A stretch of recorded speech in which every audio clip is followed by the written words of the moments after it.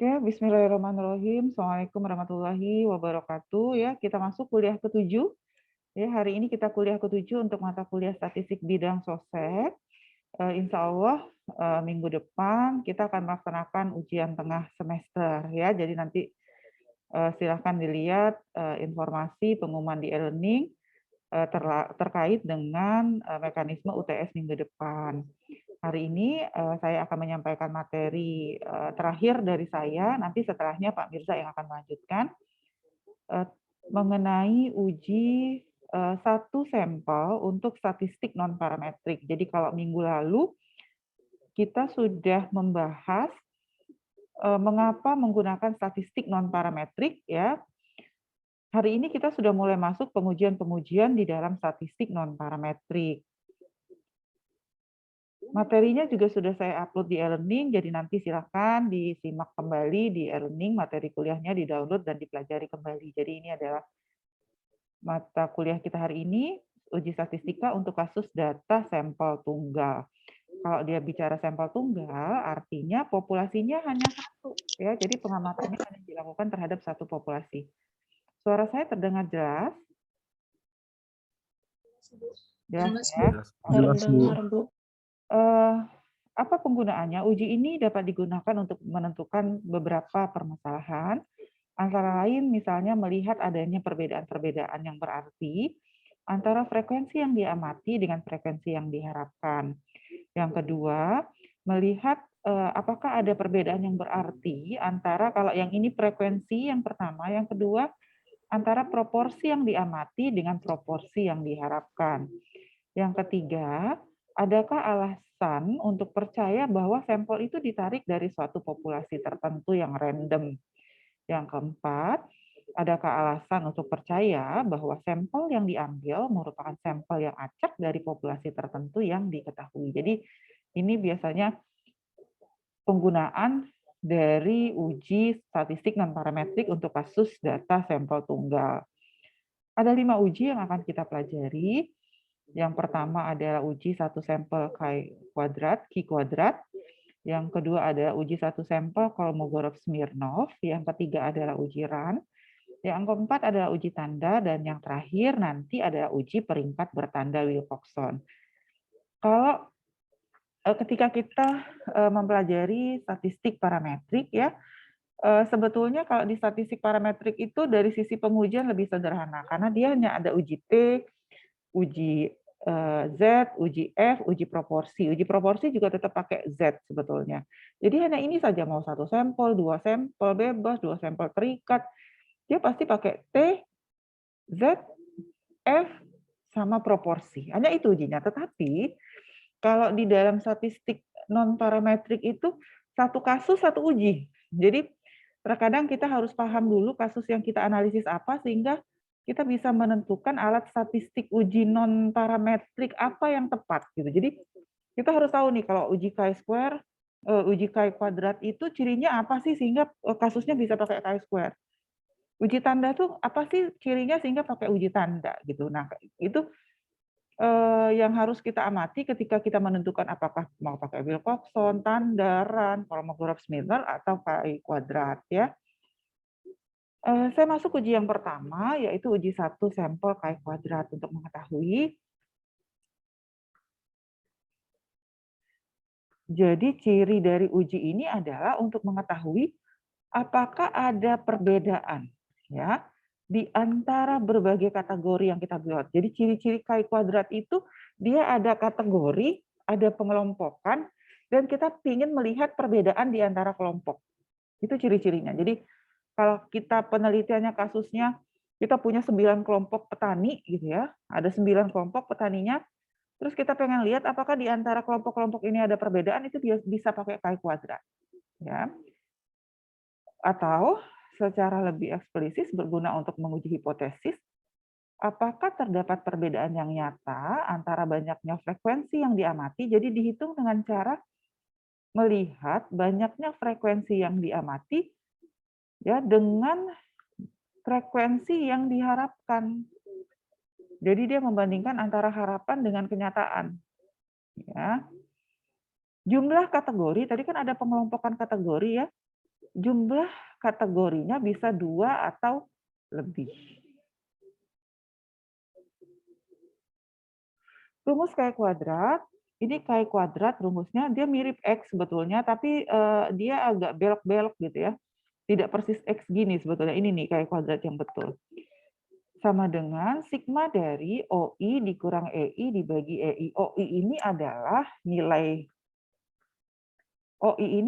nilai kenyataannya, EI ini adalah nilai harapan. Ya. Kaidah keputusan, jika nanti Chi kuadrat hitung lebih besar dari tabel, kita tolak. Atau jika Chi kuadrat hitung lebih kecil dari Chi kuadrat tabel, maka kita terima H0. Kasus, kita ingin mengetahui apakah latar belakang asal usaha petani Pirbun 1 Talang Jaya mempunyai pengaruh terhadap penyadapan karet yang mereka lakukan. Untuk itu, ditentukanlah 9 latar belakang asal usaha tani peserta, yaitu tanaman perkebunan, tanaman pangan, buruh tani, peternak, nelayan, tukang, pedagang, sopir, dan gepeng. Jadi, mereka ini sebetulnya sekarang semua adalah petani karet. Jadi sekarang ini mereka petani karet. Tapi ada yang sebelum jadi petani karet, nah kira-kira gitu ya, ada yang sebelum jadi petani karet itu mereka nanam tanaman perkebunan. Ada yang sebelum jadi petani karet nanam tanaman pangan. Ada yang buruh tani, ada yang peternak, ada yang nelayan, ada yang tukang, ada yang pedagang, ada yang sopir, dan ada yang gepeng. Ya, gepeng itu gembel dan pengemis ya. Nah, kita mau lihat apakah latar belakang asal usaha taninya ini mempengaruhi kemampuan dia dalam menyadap. Jadi sekarang mereka semua petani karet. Nah, kita mau lihat apakah frekuensi dia menyadap karet itu dipengaruhi oleh latar belakang dia. Latar belakangnya tadi kan ada yang dari awalnya kebun, pangan, buruh, ternak, nelayan, tukang, pedagang, sopir, dan gepeng. Nah, secara teori, frekuensi menyadap itu adalah 20 kali. Ya, secara teori 20 kali. Tapi ternyata ini kenyataan, intensitas kenyataan, yang satu ini asal usaha perkebunan, tadi satu kan asal usaha perkebunan ya. Yang asal usaha perkebunan itu ternyata nyadapnya sampai 30 kali. Yang tanaman pangan 11 kali. Yang buruh 26 kali. Sampai terakhir yang gepeng, gembel, dan pengemis itu yang latar belakangnya awalnya sebelum jadi petani karet itu adalah gembel dan pengemis, itu nyadapnya persis intensitasnya 20 kali, sehingga totalnya adalah 180. Pertanyaannya adalah, apakah terdapat perbedaan dalam intensitas penyadapan akibat perbedaan latar belakang usaha peserta di Pirbun 1 Talang Jaya? Jadi, apakah perbedaan latar belakang tadi mempengaruhi intensitas penyadapan? Maka, hipotesisnya selalu seperti ini kalau Chi-square, bahwa F1 sampai F2 sampai F9, karena tadi ada 9 kategori. H alternatifnya minimal ada satu F yang tidak sama. Jadi H alternatif itu minimal dari 9 itu kan minimal dari 9 kategori itu ada satu yang tidak sama. Lalu kita cari rumus Chi kuadratnya. Rumusnya tadi adalah nilai kenyataan dikurang harapan dikuadratkan dibagi dengan harapan. Kita lihat sampel pertama. Sampel pertama itu nilai kenyataannya 30, harapannya 20. Maka 30 kurang 20 kuadrat dibagi 20. Ya, saya ulang. Lihat sampel pertama 30 intensitasnya. Ya, harapannya 20. Sampel kedua 11, 20. Sampel ketiga 26, 20. Maka ketika kita masukin ke rumus ini 30 kan kenyataan dikurang dengan 20 dibagi dengan 20. Ditambah dengan masukin kategori kelompok kedua. 11 dikurang 20 kuadrat dibagi 20 sampai terus dengan sampel yang terakhir yang kelompok 9 yang gepeng tadi 20 dikurang 20 dibagi dengan 20. Nanti dapat Chi kuadrat hitungnya adalah 19,7. Ya, Chi-square-nya 19,7. Chi-square kalau bahasa Inggrisnya chi-square ya. Tapi kalau Indonesianya KI kuadrat. Nah, ketika kita sudah dapat nilai KI kuadrat, maka berarti nih kalau kita sudah punya nilai hitung, kita harus cari apa? Coba Anastasia. Coba Anastasia. Kalau sudah dapat nilai KI kuadrat hitung, biasanya kita cari apa, Anastasia?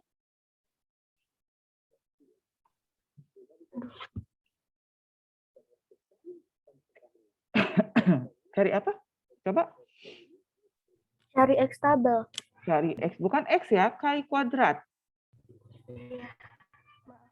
Ya, bukan X ya, KI kuadrat ya. Kita cari nilai tabelnya. Alfanya tadi 0,05, N-nya 9, berarti derajat bebasnya 8 kan? Kalau N-nya 9, berarti dB-nya N-nya 9,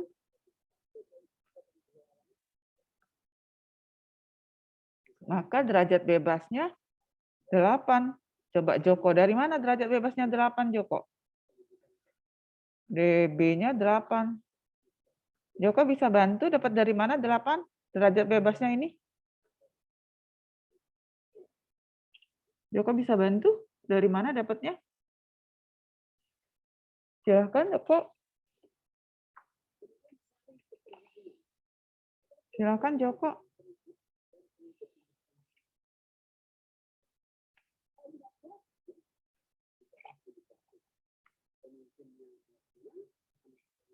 Ayo, Joko. Dapat dari mana derajat bebasnya, Joko? Silakan.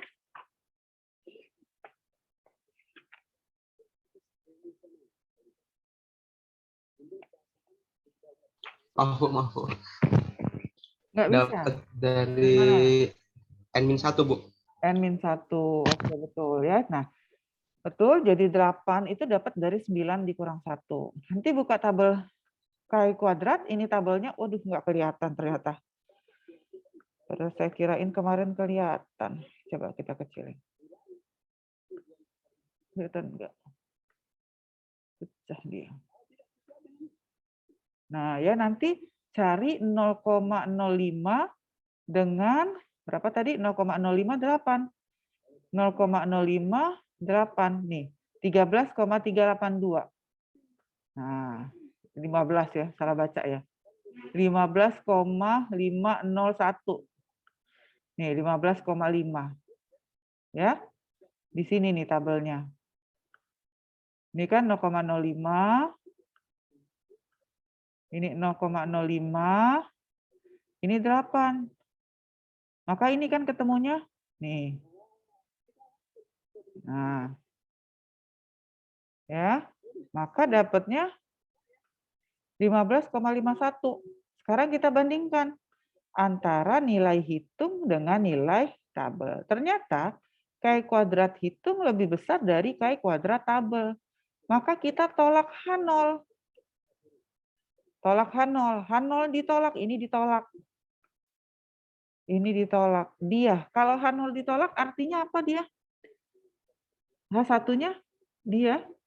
Kalau H0-nya ditolak, Satunya diterima. diterima. Oke, H1-nya diterima ya. Maka coba Erika Rahma, kesimpulannya apa jadinya? Kalau H1-nya yang diterima, berarti H1-nya diterima, H0-nya ditolak. Kesimpulannya apa, Erika?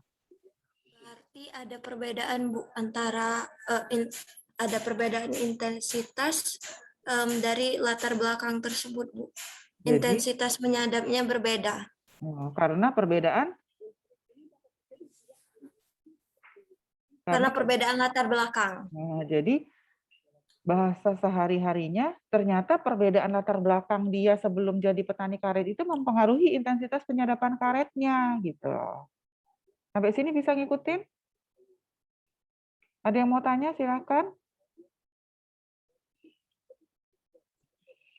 Oke, bisa diikutin ya. Nanti sore ada kuis ya di Elle sudah saya siapin. Jadi kalau betul-betul menyimak kuliah hari ini sebetulnya nggak perlu belajar lagi gitu karena sudah saya sampaikan semua materinya. Nah, yang kedua adalah uji satu sampel Kolmogorov-Smirnov ya. Kalau yang sebelumnya chi-square itu berguna untuk melihat perbedaan di antara berbagai kategori. Tetapi kita langsung membandingkan antara data harapan dengan kenyataan. Ya, jadi antara harapan dengan kenyataan. Kolmogorov-Smirnov ini sebetulnya ada kategori juga di dalamnya. Jadi di dalam Kolmogorov-Smirnov itu sebetulnya ada kategori juga. Tapi yang kita bandingkan itu adalah frekuensi kumulatif kenyataan dengan frekuensi kumulatif harapan. Jadi frekuensi kumulatifnya yang akan kita bandingkan. Nanti kita lihat ya. Nih. Ya, jadi frekuensi kumulatif teoritis ya dibandingkan dengan harapan. Maka rumusnya itu adalah D sama dengan maksimum F0x dikurang SNX.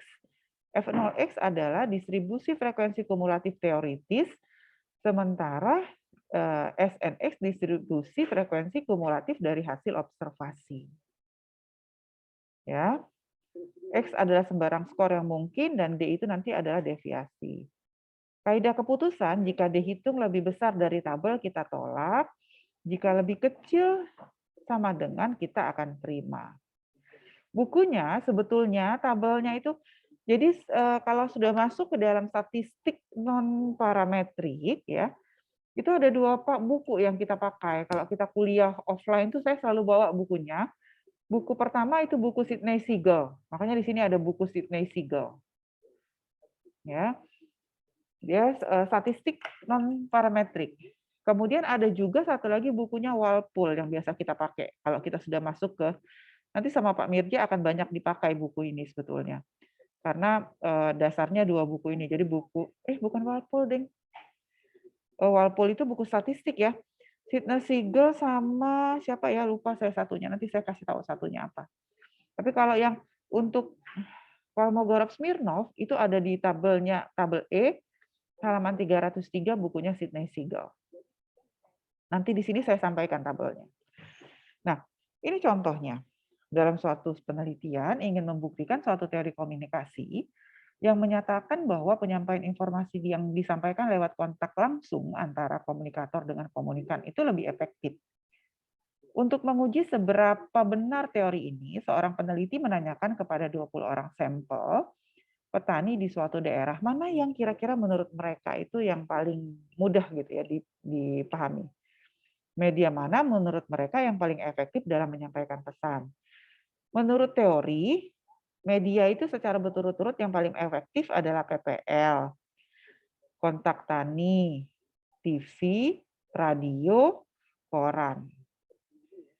Penelitian tersebut memberikan hasil sebagai berikut. 15 sampel memilih PPL, 2 sampel memilih kontak tani, 1 sampel memilih TV, dan 2 sampel memilih media radio. Dari hasil tersebut, ujilah hipotesis nol yang menyatakan bahwa tidak terdapat banyak perbedaan dalam macam media penyampaian informasi pertanian. Oke. Yang saya ingin tanya dulu, ini kan soal pertama, kasus pertama, chi-square, dengan kasus kedua ini kan sama ya, sama-sama ada kategori ya sebetulnya di dalamnya ya. Nah, ada nggak yang bisa bantu saya? Apa sih beda soal kedua ini dengan yang kasus pertama tadi? Coba Tia.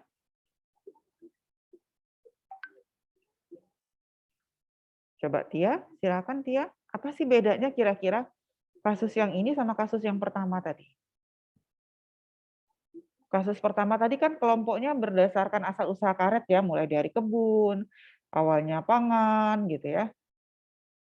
Kalau ini yang kita bandingkan kelompoknya itu berdasarkan media. Kira-kira apa bedanya? Coba Tia. Apa bedanya? Kotrunada bisa bantu? Maaf, masih bingung, Bu. Masih bingung. Coba Kotrunada bisa bantu apa bedanya kasus kedua ini dengan kasus pertama? Silahkan. Kalau yang kasus pertama tadi kan kategorinya dari latar belakang pekerjaan. Kalau ini tuh dari media, tetapi ada yang kayak PPL itu kayaknya dari yang teoritis. Oke. Ada lagi yang bisa bantu yang lain? Nur Rahman, Putri Ramadhani. Makasih. Nur Rahma, bisa Nur Rahma? Apa sih bedanya?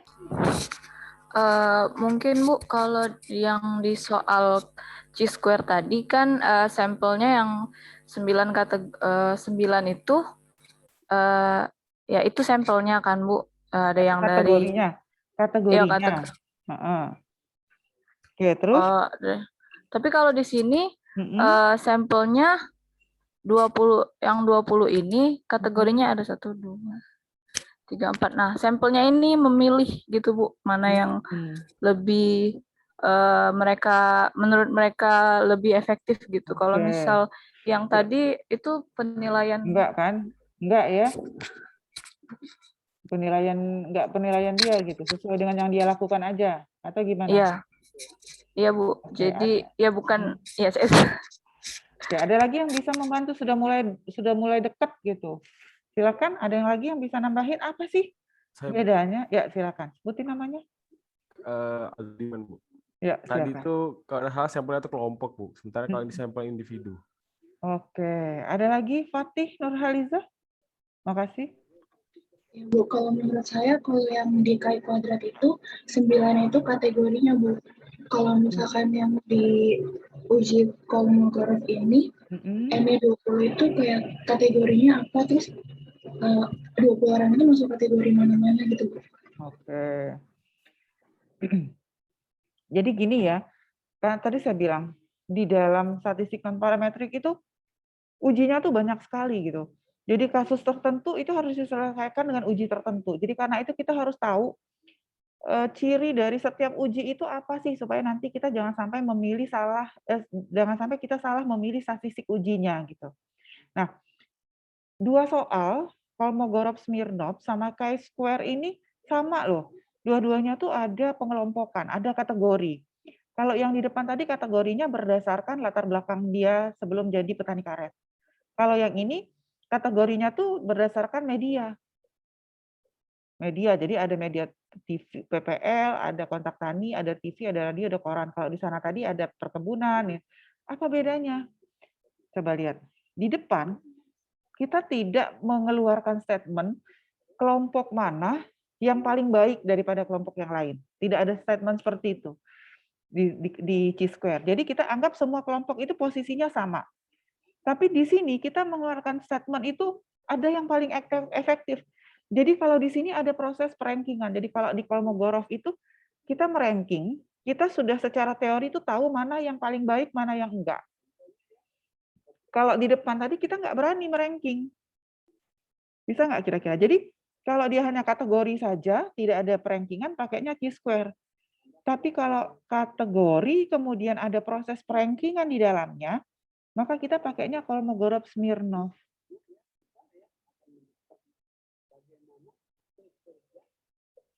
Gitu ya. Bisa ikutin sampai sini? Ya. Coba Diona, coba diulang Diona. Jadi Bu, kalau uji Chi kuadrat tadi kategorinya itu tidak di ranking.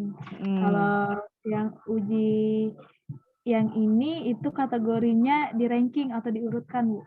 Oke, diurutkan. Oke, diurutkannya berdasarkan apa? Berdasarkan yang paling baik atau paling efektif, Bu. Berdasarkan apa? Paling baik, ya berdasarkan apa? Kita tahu bahwa sesuatu itu lebih efektif dari yang lain, itu dapatnya dari mana?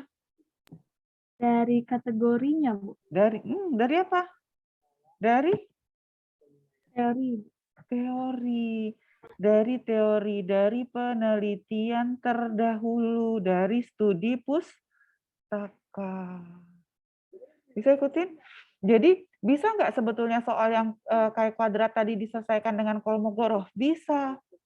Tetapi kita harus cari dulu riset-riset sebelumnya yang menyatakan bahwa kemampuan penyadapan petani yang asal usaha perkebunan itu lebih baik daripada pangan, lebih baik daripada apa gitu. Sehingga nanti dapat rankingnya. Bisa ikutin enggak sampai sini? Bisa ya?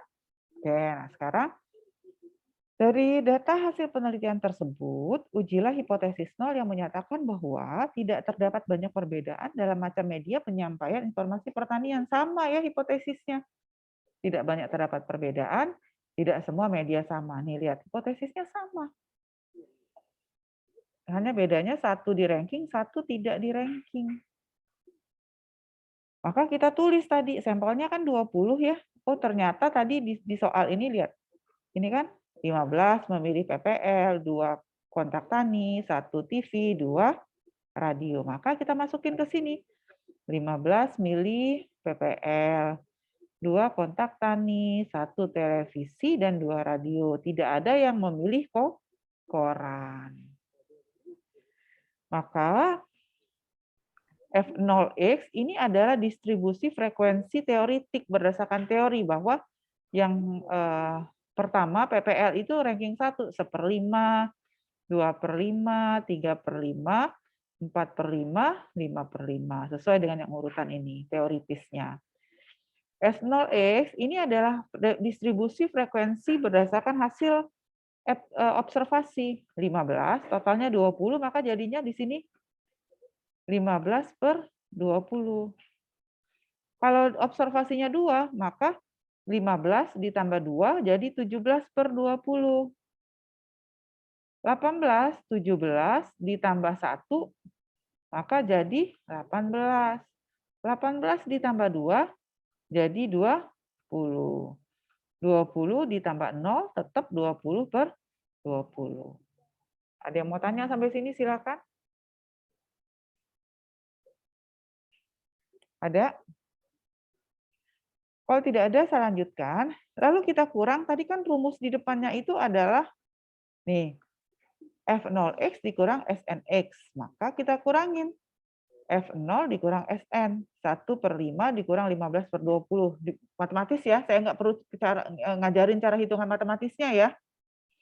Jadi, ini dapatnya dari yang ini dikurang ini, dikurang ini, dikurang. Ini sama 2/5 dibagi 17/20. Yang ini 3/5 bagi 18/20. 4/5 dikurang 20/20. 5/5 ini 1 kan 5/5 dikurang 1 dapatnya 0 ya. Betul nggak? Ya. Oke. Nah, setelah kita dapat ini adalah pengurangan tadi F0X dikurang S0X, cari yang maksimum karena di rumus ini tulisannya maksimum nih. Karena di sini tulisannya maksimum. Maka yang dipilih sebagai statistik uji itu nanti yang maksimum. Yang mana yang paling besar? Coba Alexander. Dari nilai yang di bawah ini yang paling besar yang mana Alexander?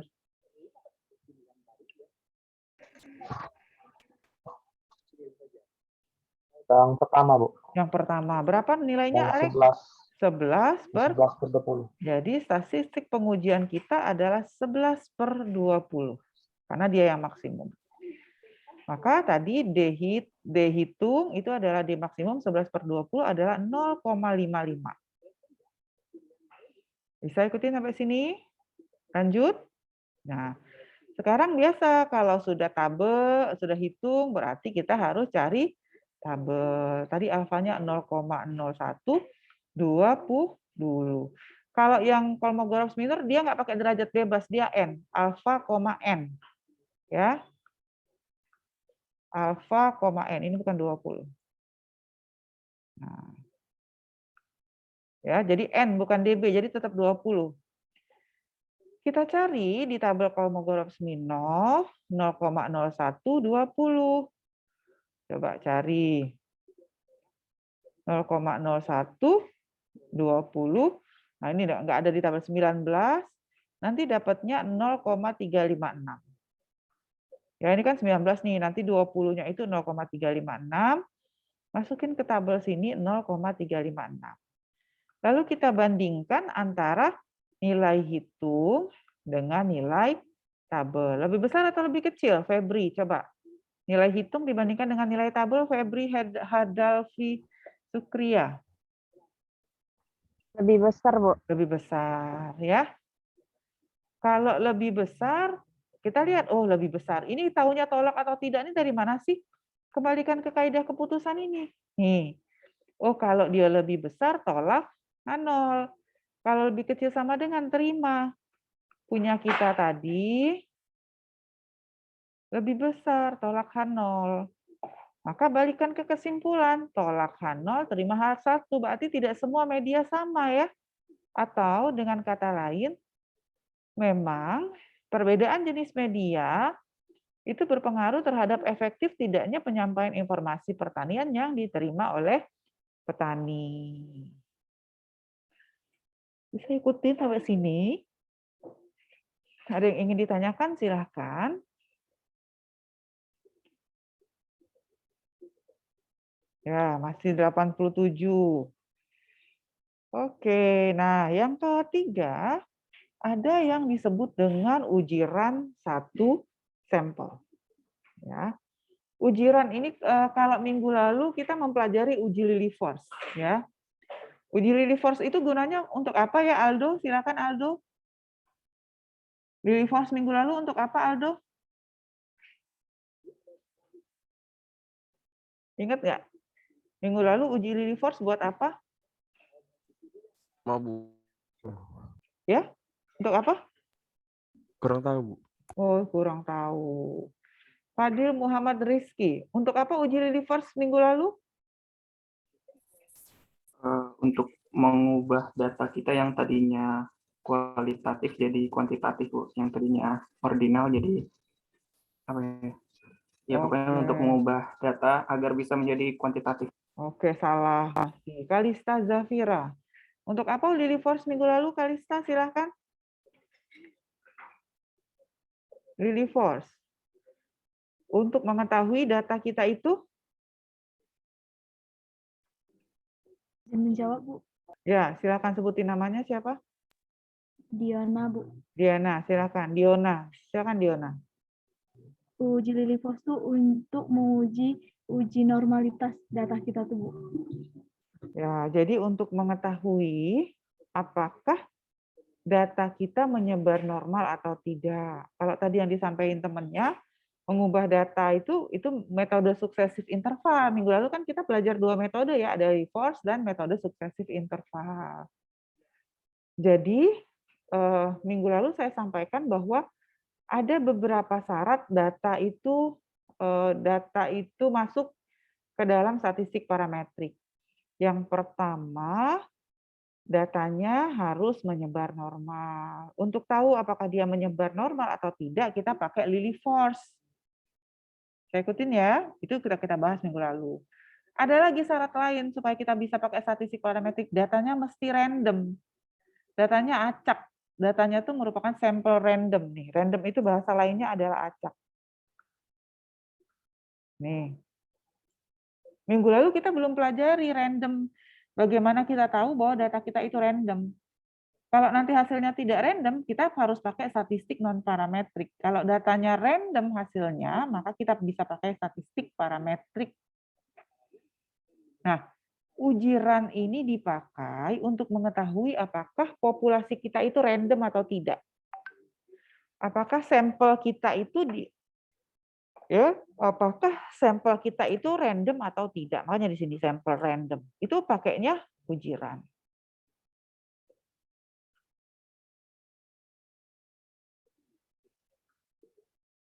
Coba Alima Alufina. Jadi untuk apa tadi ujiran tadi Halimah? Untuk melihat apakah sampel yang kita ambil itu acak atau tidak. Kalau uji Lily-Force tadi buat apa? Untuk menguji apakah data kita itu sudah terdistribusi secara normal. Sampelnya sudah terdistribusi secara normal. Nah, gitu ya. Jadi berbeda. Apakah sampelnya normal atau tidak? Kalau yang sebelumnya Lily-Force, kalau ini untuk tahu apakah dia random atau tidak. Oke. Saya langsung ke soal aja biar lebih enak ininya menjelasinnya. Nah, suatu penelitian sosial ekonomi pertanian mengenai tanggapan petani atas program pembangunan pertanian di daerah pertanian Sumsel telah dilakukan. Wawancara dilakukan terhadap 10 pasang petani di desa tersebut. Karena wawancara ini tidak bisa diselesaikan dalam 1 hari, si peneliti mempunyai kekhawatiran bahwa apa yang ditanyakan kepada seorang petani akan mempengaruhi jawaban yang akan diberikan calon responden pasangannya. Hasil jawaban dari responden ini dibuat dalam bentuk skor. Untuk menghilangkan kekhawatiran tersebut, ia akan melakukan uji run dengan menggunakan alfa 0,05. Nah ini, maka hipotesanya karena dia random, plus minus itu merupakan urutan random, plus minus tidak random, alfanya 0,05. Hal yang pertama kali harus kita lakukan ketika kita melakukan uji random, ini datanya nih, ini data skornya. Jadi yang pertama kali harus kita lakukan ketika uji random, ya ingat ya, tentukan dulu median kelompoknya. Ya, tahu kan cara menghitung median? Wilfriedus? Cara menghitung median gimana Wilfriedus? Silakan Wilfriedus, bagaimana cara menghitung median? Sudah dipelajari di statistik. Gimana cara menghitung median? Median merupakan kan nilai tengah untuk menghitung median.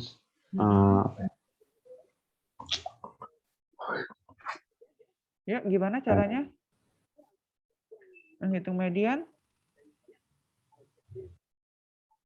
Ensat. Yuk, Serina Hazizi, silakan Serina. Kayaknya Serina sudah searching. Silakan.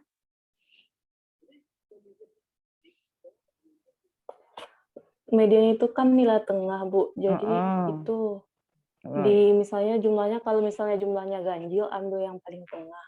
Tapi kalau misalnya jumlahnya itu genap, jumlah yang berdekatan itu dibagi 2. Sebelum kita melihat tengahnya tuh harus diapain dulu datanya? Galuh, Sekar, Prameswari, silakan. Sebelum ngelihat yang di tengahnya tuh datanya harus diapain dulu? Diurutin dulu, Bu, dari yang paling kecil ke paling besar. Nah, gitu ya. Diurutin dulu dari yang paling kecil sampai yang paling besar. Tadi kata temennya tadi, kata Serina tadi, bisa diambil yang paling tengah kalau dia ganjil, kalau dia genap, diambil di antaranya, dibagi 2.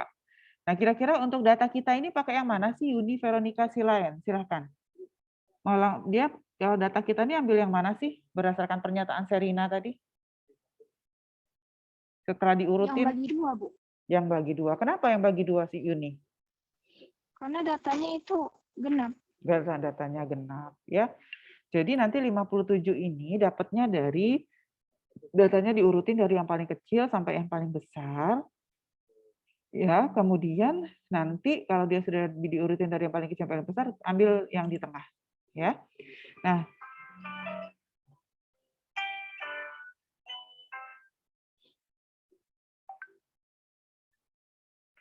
nah, kemudian kita lihat ya, bandingkan antara nilai ini dengan nilai median. Kalau dia lebih kecil kasih nilai plus, kalau dia lebih besar kalau dia lebih kecil kasih nilai minus, kalau dia lebih besar kasih nilai plus. Nah, jadi minus ini dapatnya karena kita bandingkan antara 34 sama 57 itu kan lebih kecil kan? 34. Maka dia minus. 40 lebih kecil minus 60. Rama, 60 plus apa minus jadinya? Rama? Jadi plus, Bu. Kenapa plus? Karena lebih besar. Karena lebih besar, ya. Oke. Coba Dantio, 23 ini kenapa minus? Dantio?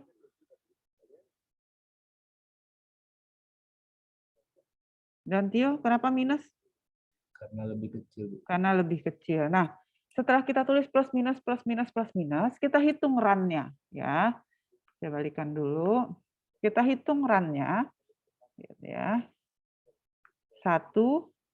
Dia berubah dari positif ke negatif tuh dia jadi 1 run. 2, 3, 4, 5, 6, 7, 8, 9,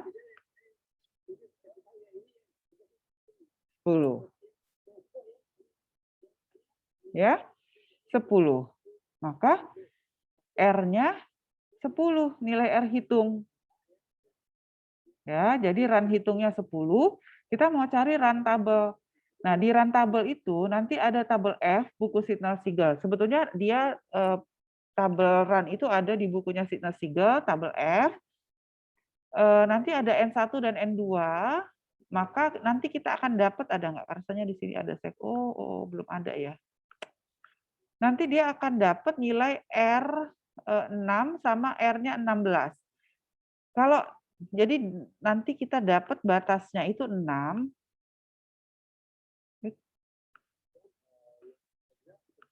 Enggak kelihatan. Oke, kasih warna.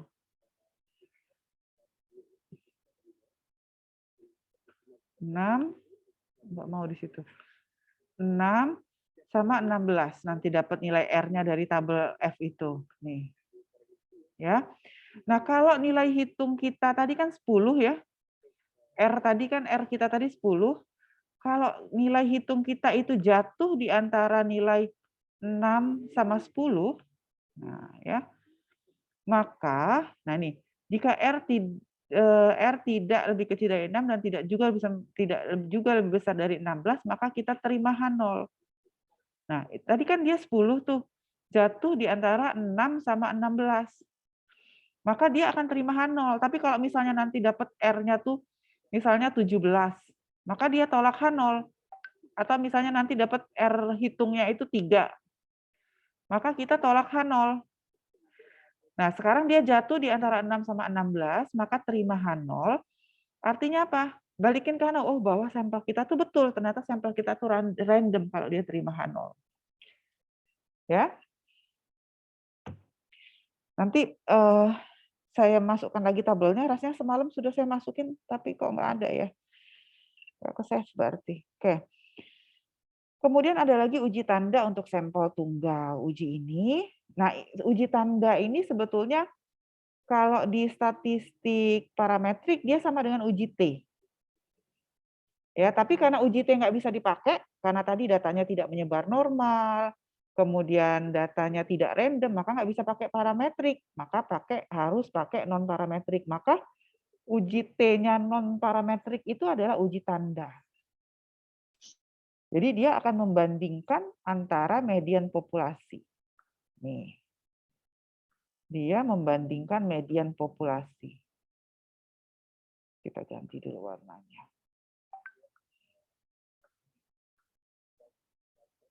Ya, jadi dia akan membandingkan median populasi. Skala datanya biasanya ordinal. Ini saya langsung ke soal biar lebih mudah. Tabelnya ya, tabelnya bisa dilihat buku, oh ya satunya tadi buku statistik non parametriknya itu, satunya buku Sidney Siegel. Satunya karangannya Daniel nih, Daniel. Bisa juga pakai Walpole, di Walpole juga ada tabelnya uji tanda, tabel A2 kalau di Walpole. Kalau di Daniel tabel A1. Ya. Saya langsung ke soal. Dalam suatu departemen pertanian dikatakan bahwa tingkat adopsi teknologi petani di Indonesia memberikan median skor 97,5. Membaca ini, seorang peneliti mempunyai keinginan untuk melihat ya tingkat adopsi teknologi di Sumsel dibandingkan dengan nasional. Jadi kita mau bandingin antara Sumsel dengan nasional. Di Sumsel tadi datanya ini. Nih, ini data ini yang nasional. Kemudian diambil sampel 12 daerah di Sumsel. Nah, ini data tingkat adopsi teknologi di Sumsel dari 12 daerah tadi. Dari data di atas, apakah peneliti dapat menyimpulkan bahwa median skor tingkat adopsi teknologi di daerah Sumsel lebih rendah daripada nasional? Ya. Dita Marsita. Dita udah pernah ditanya belum dari tadi? Anissa Amanda aja deh. Anissa Amanda. Anissa, kalau baca statement ini, ya, Ibu. Hipotesa alternatifnya tandanya apa? Hah? Kalau baca statement ini, hipotesa alternatifnya tandanya apa?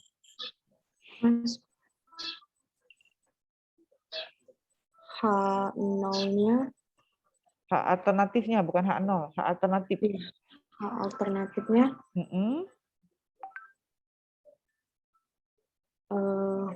Lupa, Bu. Lupa. Oke, Umi Hairunisa. Umi, H alternatifnya apa tandanya?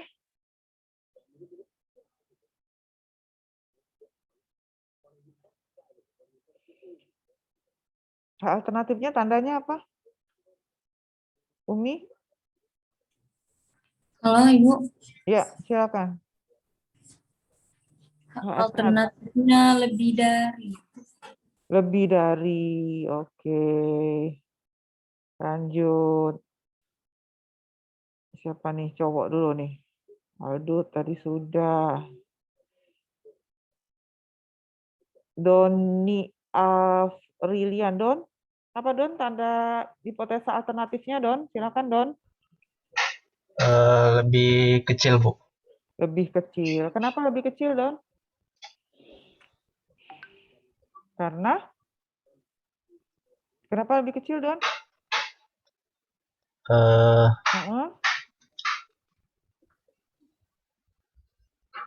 Kenapa lebih kecil, Don? Karena? Ayo, betul, sudah lebih kecil. Agung Setiabudi. Kenapa lebih kecil, Agung? Karena udah ada di statement mungkin. Di Apa daerah Sumsel lebih rendah.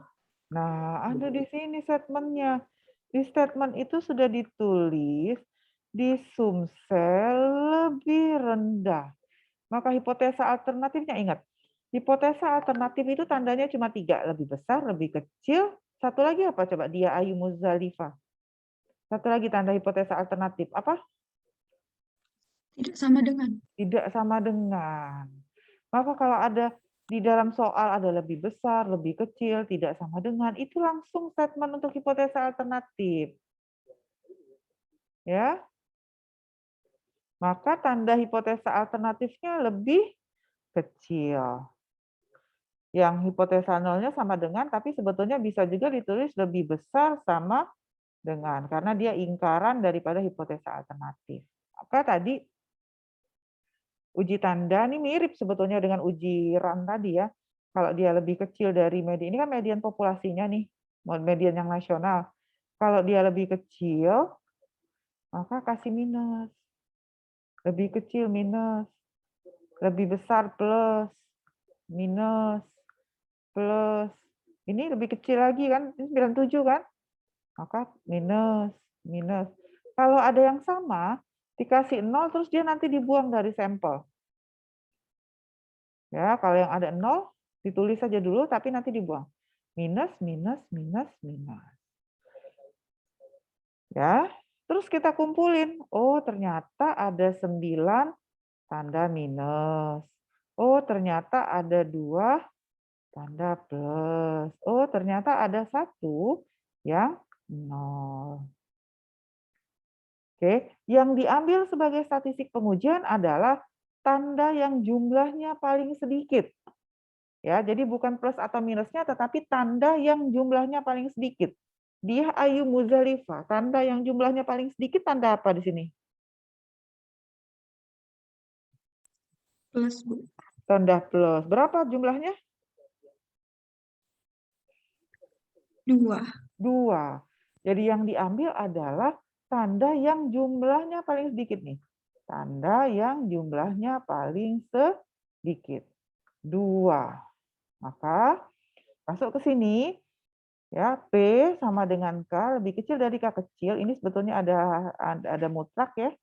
Nah, mutlak sama dengan P lebih kecil dari K. K kecilnya tadi 2, ini 2, maka di sini 2.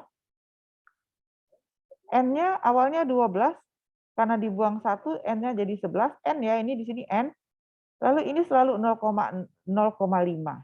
Apa itu 0,5? 0,5 ini adalah peluang munculnya tanda plus dan minus. Karena dia hanya ada 2 kemungkinan, jadi masing-masing 50%, 50%. Makanya di sini 0,5. Kita buka tabel tadi.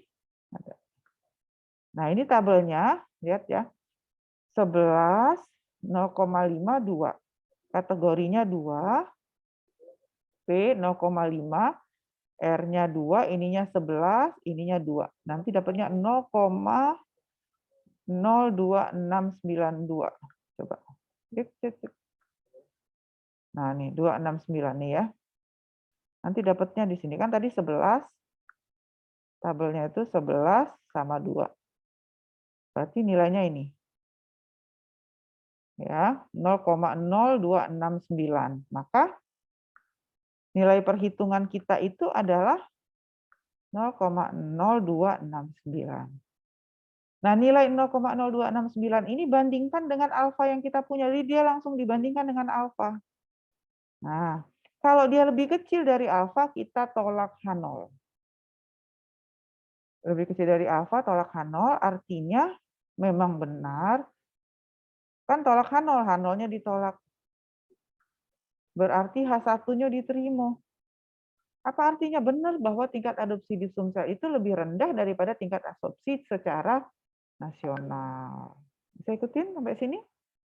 Silakan kalau ada yang mau ditanyakan. Sudah 4 pengujian. Silakan. Izin bertanya, Bu. Silakan. Joshua. Ya, Bu. Tadi ini kan ibarat kata mirip kayak UJT di non parametrik ya. Betul. Untuk berarti di sini untuk jumlah sampel harus kurang dari 30 ya? Kenapa? Ya bedanya kalau di sini sampelnya kurang, makanya di sini cuma 12 kan sampelnya. Ya, nggak boleh lebih dari 30 gitu. Kalau sebetulnya gini, hati-hati juga dengan sampel 30 lebih atau kurang dari 30. Bisa saja sampelnya lebih dari 30, tapi karena datanya kualitatif, kita tetap harus pakai statistik non-parametrik. Paham nggak? Minggu lalu kan? Jadi salah satu penyebab statistik non-parametrik itu bukan karena dia tidak random, bukan karena dia tidak menyebar normal, tapi karena datanya kualitatif. Kecuali kalau data kualitatifnya sudah dirubah dengan metode statistik, sudah dirubah dengan metode apa kemarin? Metode suksesif intervalnya. Data ini data scoring, ini berarti data ordinal, data scoring itu data kualitatif. Jadi yang menyebabkan kita memakai uji tanda itu karena datanya data scoring, berarti data kualitatif, dan juga jumlah sampelnya kurang dari 30. Tapi bisa saja datanya kualitatif, sampelnya lebih dari 30, tetap pakai statistik non-parametrik. Ya, bisa ikutin Joshua? Oke, silakan ada lagi yang ingin ditanyakan?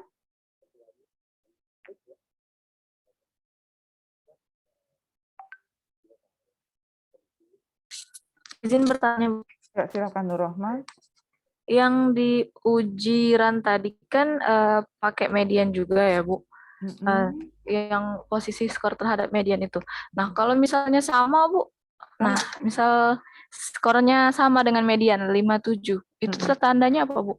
Kalau dia di 0 dan dibuang dari direct sampel. Jadi kalau di statistik non parametrik, kalau ada data yang sama atau nanti datanya tuh ini gitu ya, sama dengan median dan sebagainya, itu biasanya langsung dibuang dari direct sampel.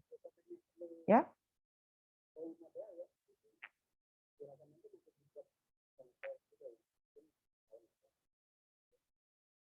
Lanjut, ada lagi? Bu, izin bertanya, Bu. Ya, siapa satu-satu dulu? Wilfriedus dulu. Ya, silakan. Nah, izin bertanya, Bu. Saya ingin bertanya, Bu. Misalnya gini, Bu. Suatu keadaan terdesak lain, Bu, untuk menentukan seperti dalam pengujian Q kuadrat tadi kan, Bu, dari soal itu apakah terdapat perbedaan dalam intensitas penyadapan akibat perbedaan latar belakang, Bu? Apakah, Bu, itu bisa nggak langsung diputuskan tanpa melalui perhitungan Q kuadrat ini, Bu? Karena dipengaruhi beberapa faktor lah, bukan sehingga dalam memutuskan ini apakah terdapat atau tidak terdapat, jadi langsung ke kesimpulan gitu, Bu, tanpa adanya perhitungan seperti ini, Bu. Seberapa besar sih, Bu, kemungkinannya perbedaan kesimpulan ini, Bu, antara perhitungan dengan keputusan langsung, Bu, gitu. Oke, baik. Ya, sekarang gini, kalau melihat ini mungkin kita akan bingung. Misalnya saya punya data, misalnya yang mau saya bandingkan itu adalah pendapatan. Sebetulnya pertanyaan Wilfriedus bagus. Intinya tuh gini, seberapa penting sih kita perlu menggunakan pengujian statistika? Kira-kira itu pertanyaannya ya. Kapan sih kita tuh memerlukan pengujian? Kalau saya ambil besarnya ya, terlepas dari pakai kuadrat.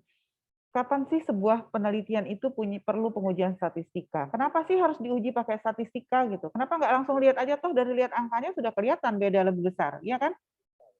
Paham nggak kira-kira? Nah, sekarang gini, saya mau membandingkan antara petani ya yang ikut penyuluhan dengan yang tidak ikut penyuluhan. Misalnya ya, Ini yang ikut penyuluhan nih, pendapatannya 1 juta. Yang tidak ikut penyuluhan, pendapatannya 995.000.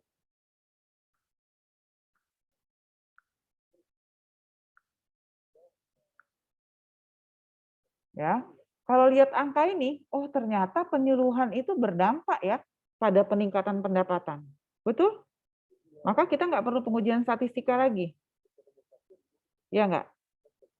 Betul, begitu ya maksud Wilfriedus kan? Kita nggak perlu pengujian statistika, toh udah kelihatan tuh dari angkanya lebih besar. Tapi lihat, selisihnya tuh dikit banget loh. Cuma 5.000. Lebih besar betul 5.000. Artinya apa? Itulah yang menyebabkan kenapa kita perlu pengujian statistika untuk menentukan atau untuk menetapkan, untuk memastikan bahwa ini dampaknya tuh signifikan loh naiknya. Kalau kayak gini, memang secara kasat mata kita lihatnya lebih besar. Yang ikut penyuluhan 1 juta, yang tidak ikut 995. Tapi ini kalau diuji statistika, dia tidak berbeda nyata. Tidak signifikan. Artinya antara yang ikut dengan yang tidak ikut itu nggak ada pengaruh terhadap pendapatan. Paham nggak kira-kira? Wilfriedus. Jadi kayak gini. Ini kita lihat ya, tadi Wilfriedus bicara kategori. Kalau lihat ini kenapa sih untuk capek-capek mau dilihat? Toh sudah berbeda ya dari kategorinya. Ya enggak? Tapi bisa saja secara kasat mata dia lebih besar, tapi sebetulnya ternyata tidak ada perbedaan secara statistika. Itulah gunanya pengujian statistika. Yang pertama ya, jadi untuk melihat apakah memang betul ada perbedaan signifikan. Yang kedua, terkait dengan kesimpulan. Kalau kita penelitian, kalau penelitian itu kita ngamati populasi atau sampel ya sebetulnya. Kalau kita riset itu, Wilfriedus coba. Kalau kita peneliti sampel. Nah, kalau kita tidak menggunakan pengujian statistika, maka kesimpulan penelitian kita itu hanya berlaku untuk sampel. Misalnya nih tadi yang 100 sama 995, Wilfriedus mengatakan lebih besar kok 5.000. Nah, kesimpulan lebih besar 5.000 ini hanya berlaku untuk 30 sampel yang Wilfriedus ambil. Tidak berlaku untuk populasi.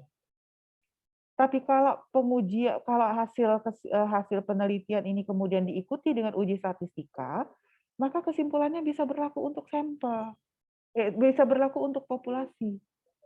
Jadi uji statistika itu mensahkan bahwa kesimpulan kita itu betul untuk populasi. Paham nggak kira-kira sampai sini? Ya, jadi yang pertama untuk betul-betul meyakinkan kita bahwa ada beda atau tidak, yang kedua untuk mensahkan bahwa kesimpulan kita itu walaupun datanya data sampel bisa berlaku untuk populasi. Itulah gunanya pengujian statistika. Bisa ikutin sampai sini Wilfriedus? Ya, bisa Bu. Oke. Selanjutnya tadi siapa tadi yang mau bertanya lagi silakan.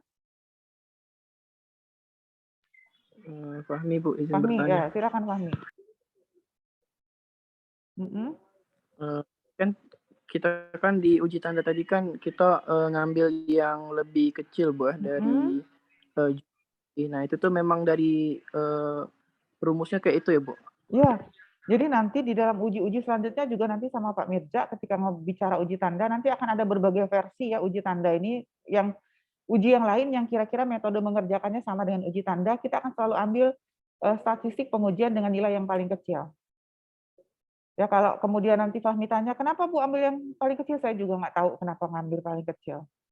Ya, paham nggak kira? Karena saya makanya sama seperti siapa ya waktu itu ada yang sempat bertanya, kenapa begitu? Karena mungkin perlu tanya ke ahli statistika atau ahli matematika gitu, yang menyusun, yang paham dengan teknis penurunan rumusnya. Tetapi secara metodologi kita harus mengambil jumlah perhitungan yang angkanya paling kecil. Jadi kita tidak pedulikan positif atau negatif, pokoknya ambil tanda yang jumlahnya paling kecil. Ya. Ada lagi silakan. Kalau tidak ada, saya lanjutkan dengan yang terakhir, uji peringkat bertanda Wilcoxon. Uji peringkat bertanda Wilcoxon ini sebetulnya adalah tingkat advance-nya uji tanda. Jadi sebuah kasus ketika bisa diselesaikan dengan uji tanda, berarti dia bisa diselesaikan juga dengan peringkat bertanda Wilcoxon. Ya, apa bedanya? Peringkat bertanda Wilcoxon ini tingkat ketelitiannya lebih baik daripada uji tanda. Bisa ikutin. Tapi kasus yang sama bisa diselesaikan dengan 2 alat analisis ini, cuma uji peringkat bertanda itu tingkat ketelitiannya lebih baik daripada uji tanda yang biasa. Ya. Mungkin ini agak panjang prosedurnya. Saya langsung ke soal aja ya. Yang pertama, suatu studi yang dilakukan untuk melihat tingkat pemakaian pupuk urea di daerah Belitang selama 10 tahun terakhir, didapat besarnya median skor pemakaian pupuk adalah 119. Nih, 119. Seorang peneliti ingin melihat perbandingan tingkat pemakaian pupuk urea di daerah irigasi Tugu Mulyo. Jadi kalau di daerah Belitang itu skor pemakaian pupuknya 119. Mau dibandingin dengan di Tugu Mulyo, diambil 16 petani di Tugu Mulyo, terus dilihat skor pemakaian pupuknya ada yang 136 sampai dengan 137. Dari data ini, apakah peneliti tersebut dapat mengambil kesimpulan bahwa median skor yang diambil tersebut sama dengan 119? Nah, sama dengan 119. Zadila Santri. Zadila Santri, coba statement untuk hipotesa alternatifnya apa, Zadila?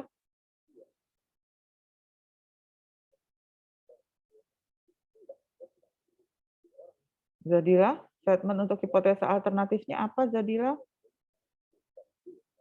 Silakan, Zadila. Tidak sama dengan. Kenapa tidak sama dengan? Ayo, kenapa tidak sama dengan? Ayo.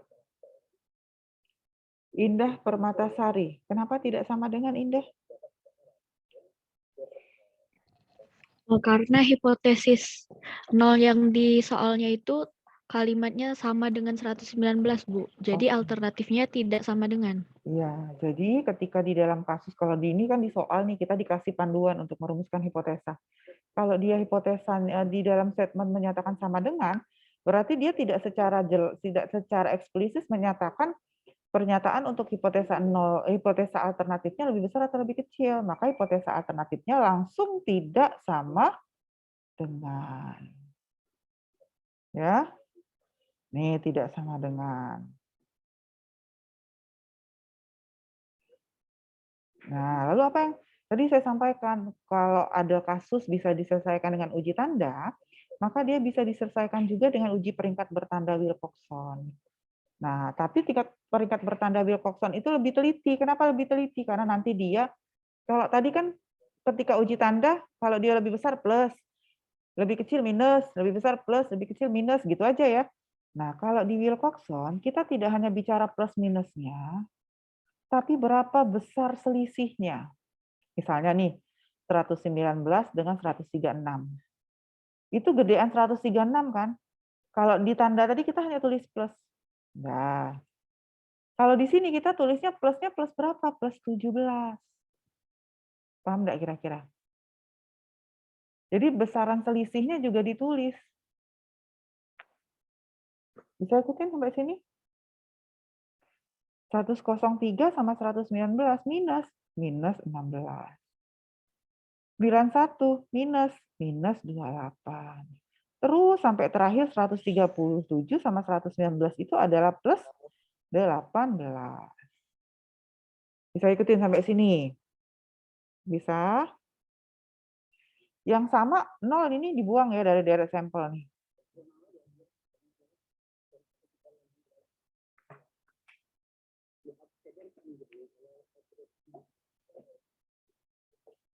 Ada yang mau tanya nggak sampai sini? Bisa diikuti? Bisa? Muhammad Farhan. Muhammad Farhan dapat dari mana tadi plus? Nah, ini Muhammad Farhan plus 19 dapat dari mana, Muhammad Farhan? Itu dari selisih 138 dengan 119. Oke. Hasilnya kan selisih positif 19, lebih besar 19. Oke. Ya. Nah, langkah kedua ini adalah selisih. D adalah XI dikurang MO. Kita cari peringkat DI-nya. Jadi ini nilai DI, ini peringkat DI. Ya, saya ulang. Ini DI selisihnya. Ini kita mau peringkat DI-nya. Ya, ini mau peringkat DI-nya. Gimana cara memeringkatnya? Ya, lihat. Urutkan datanya. Data DI ini diurutkan dari yang paling kecil sampai yang paling besar tanpa melihat tandanya. Jadi peringkat DI ini didapat dari mengurutkan data ini diurutkan dari yang paling kecil sampai yang paling besar tanpa melihat tandanya. Jadi tanda plus minusnya jangan dilihat. Yang paling kecil yang mana? Ini kan? 1 ya, maka 1 peringkat pertama. Peringkat 2 ini 3.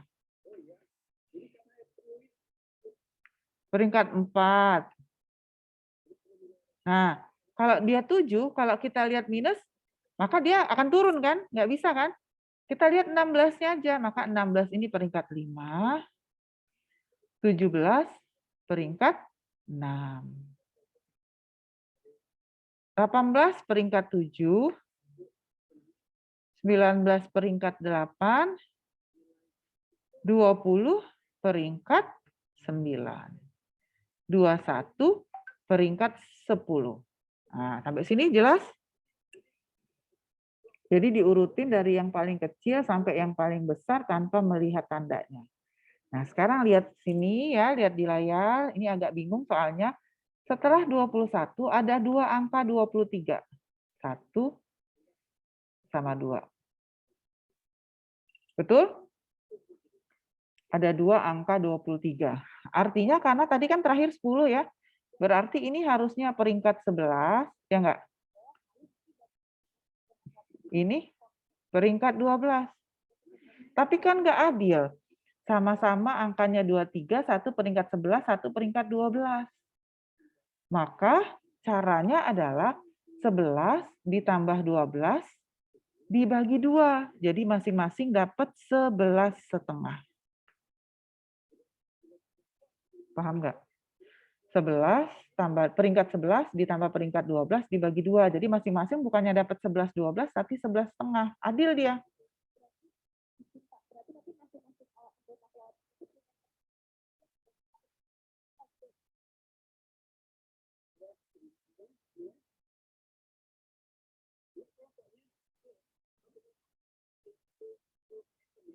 Bisa ikutin? Sekarang 11, 12 sudah. 26 ini 13. Nah, setelah 26 ada 2 angka 28. 1 sama 2. Berarti 1, 14. 1, 15. Maka 14 ditambah 15 dibagi 2 masing-masing dapat 14,5. Paham nggak kira-kira sampai sini?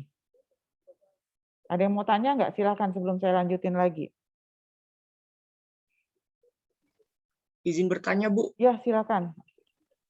Ya, misalkan di sini kan data yang samanya dibandingkan cuma ada 2, misalnya 28 sama 28.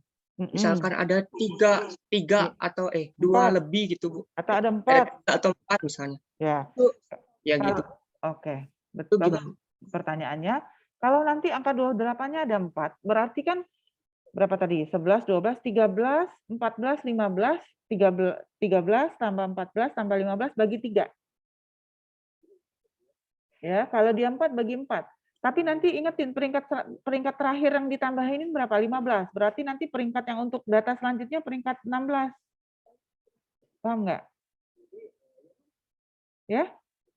Jadi kalau dia 4 yang sama, maka 4 peringkatnya dibagi 4. Kalau 3, ditambahin peringkatnya 3 dibagi 3. Gimana? Ya, Bu, mengerti, Bu. Baik, makasih. Makasih, Bu. Ya, bisa ngikutin ya, Diki ya.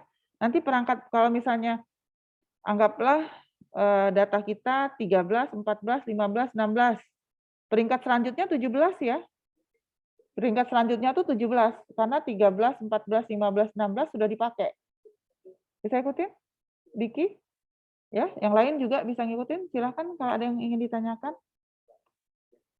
Jadi, saya ulang, Peringkat DI ini diperoleh ya dengan cara mengurutkan datanya dari yang paling kecil sampai yang paling besar tanpa melihat tandanya.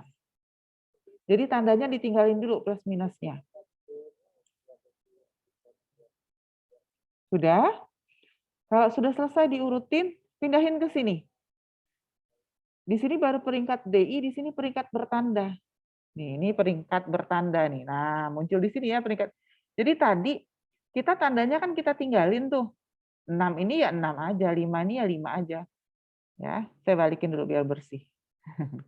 Nah, ya. Kan tadi kita tinggalin tandanya ya. Nah, sekarang tandanya balikin. Kalau yang di sininya plus, berarti plus 6. 5 tadi karena di sini minus, maka di sini jadi minus 5. 14,5 ini karena di sini minus, jadi min 14,5. Jadi balikin lagi. Makanya di sini peringkat DI aja, di sini namanya peringkat bertanda. Jadi dibalikin lagi tandanya.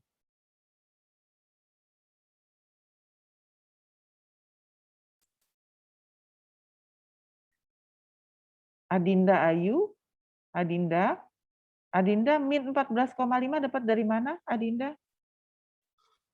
Min 14,5-nya tuh dilihat dari nilai-nya ini, Bu. Karena di nilai DI-nya itu udah minus, jadi di sininya minus. Jadi nilai DI-nya minus, jadi nilai minusnya dikembalikan ya.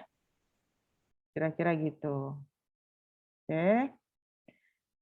Fatih Nurhaliza. Fatih, coba diulang peringkat DI ini dapat dari mana tadi peringkat DI-nya tadi, Fatih? Peringkat bertanda DI-nya. Peringkat aja, peringkat DI-nya yang ini nih, yang kolom ketiga. Dapat dari mana tadi? Kolom ketiga, kalau yang 14,5 itu, kan 28-nya ada 2 ya, Bu. Nah, itu dia ada di urutan 14 sama 5, 15. Terus dibagi 2. Oke. Ya. Nah, setelah kita kembaliin tandanya, terakhir yang kita lakukan adalah menjumlahkan sesama plus dan sesama minus. Jadi yang plus sama plus sama plus plus plus dan plus itu dijumlah. Nanti dapat T plusnya 64,5. Yang minus juga sama. Minus. Jadi yang plus sama plus dijumlahin, yang minus sama minus juga dijumlahin. Minusnya dapatnya 40,5. Makanya ada T min sama T plus. T plus itu jumlah yang plus, T min itu adalah jumlah yang min. Yang diambil sebagai statistik pengujian adalah nilai yang paling kecil. Jadi yang diambil adalah 40,5 untuk statistik pengujian. Maka ini ya 40,5.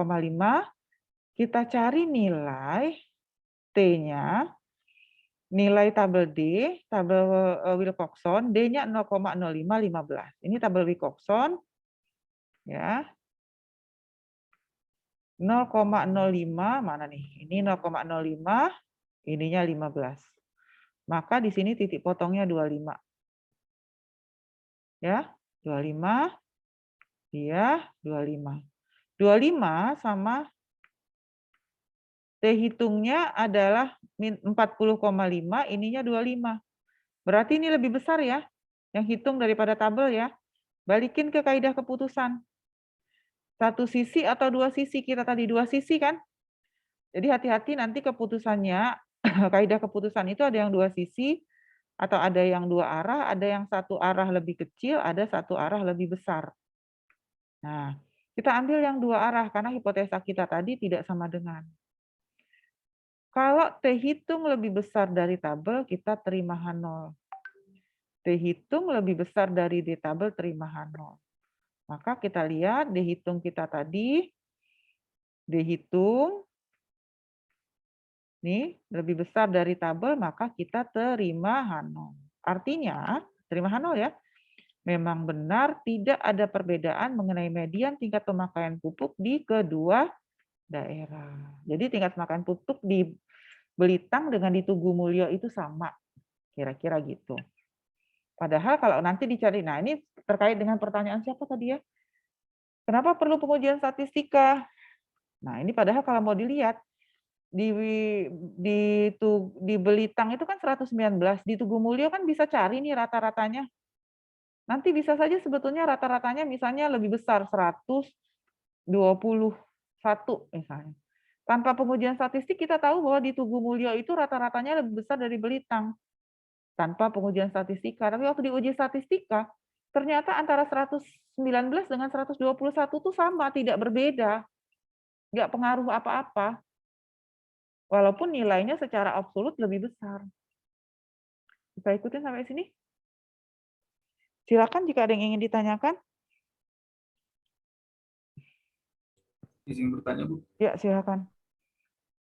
Untuk di tabel Wilcoxon ini kita selalu nemuin tabel yang pasti bakal hilang ya, Bu, kayak di tabel 15 ini yang nilainya 0 gitu. Yang ini belum tentu, tergantung hasil kita dari lapangan.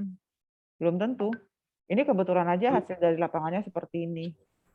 Berarti Bu, kalau misalnya kita nggak nemuin tabel yang dicoret itu, untuk tabel D-nya kita ambil patokan nilainya dari mana, Bu? DI-nya? Nilai M-nya? Tabel D-nya tadi. Yang ini? Yang ini? Yang ininya? Bukan, Bu. Coba boleh tolong slide sebelah. Oh, yang ini? Yang ini? Nah, itu teh hitungnya, Bu. Iya. Dan dia diambil dari sampel ke-15 yang disingkirkan, Bu. Iya. Tetap 16. Nah, kalau dia misalnya dia tidak ada yang 0, maka nanti N-nya tetap 16. Oh, tetap 16 ya, Bu. Iya. Kalau nanti N-nya tiba-tiba yang dibuangnya 2, ada 0,2, berarti kan nanti bukan 15, jadi 14. 14 yang dipakai. Oh, jadi jumlah seluruhnya, Bu, yang setelah dikurangi. Iya, setelah dikurangi yang hilang. Nanti kalau yang jadi kalau 16 misalnya nih nanti 2 yang hilang berarti jadi 14. Kalau tidak ada yang hilang berarti tetap 16. Baik, Bu, makasih. Oke, ada lagi silakan yang lain. Izin bertanya, Bu. Ya, silakan. Jadi kan Bu, dari contoh soal yang tadi uji tanda dengan uji peringkat bertanda ini kan lihat dari contoh soalnya persis, Bu. Jadi gimana? Ada ketentuan nggak ngerjain, misal ketemu soal lagi kayak gini, ngerjainnya pakai uji tanda atau uji peringkat bertanda gitu? Kalau tidak, ini dalam konteks ujian ya. Dalam konteks ujian, kalau tidak ada perintah, silakan gunakan uji Wilcoxon, silakan uji tanda, boleh pakai salah satunya. Kalau ujian, ya. Bisa ikutin sampai sini? Tapi kalau di skripsi, orang lebih suka, kalau skripsi atau riset, lebih baik menggunakan Wilcoxon, karena tingkat ketelitiannya lebih tinggi daripada uji tanda. Kalau di skripsi ya, di riset.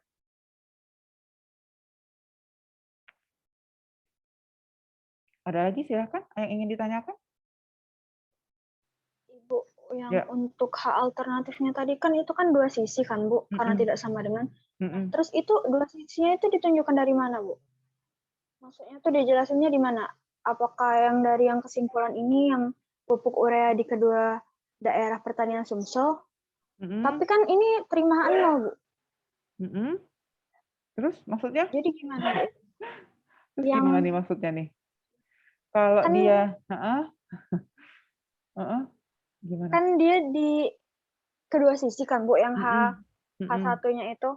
Nah, terus itu maksudnya tuh ditunjukin kalau dia di kedua sisi itu gimana, Bu? Kan kalau misalkan ada kayak grafiknya itu kan bisa di kanan sama di kiri. Nah, kalau di sini kan nggak dibuat grafik. Itu ditunjukkannya lewat mana, Bu? Nah, ya jadi kalau untuk Wilcoxon ini kan tidak ada grafik kanan dan kiri. Kemudian dari buku yang dipakai, dia juga alfanya tidak dibagi 2 nih. Ya, jadi memang di metode pengujiannya alfanya tidak dibagi 2 kalau untuk Wilcoxon gitu.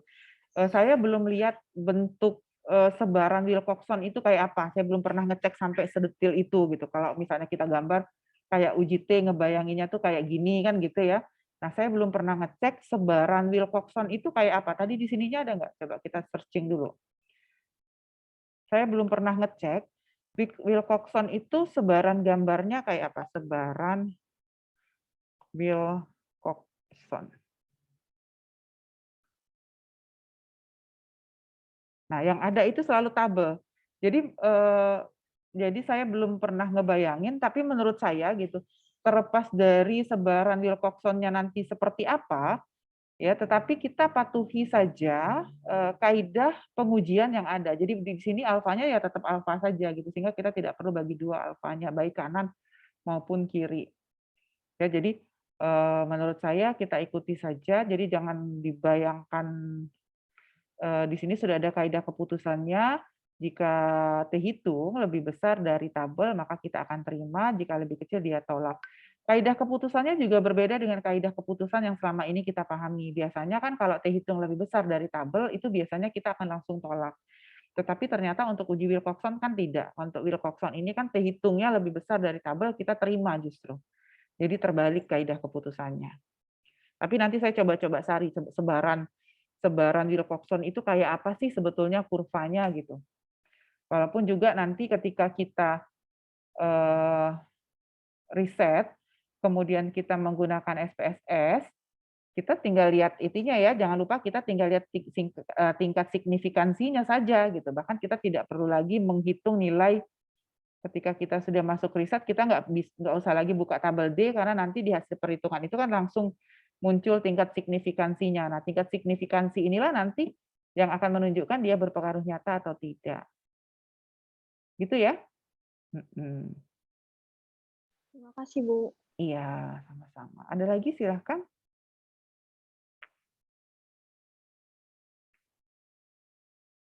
Ya, jika tidak ada lagi yang ingin ditanyakan, saya tutup kuliahnya sampai di sini. Terima kasih, salam sehat selalu. Jangan lupa jaga protokol kesehatan ya. Wassalamualaikum warahmatullahi wabarakatuh. Waalaikumsalam warahmatullahi wabarakatuh. Terima kasih.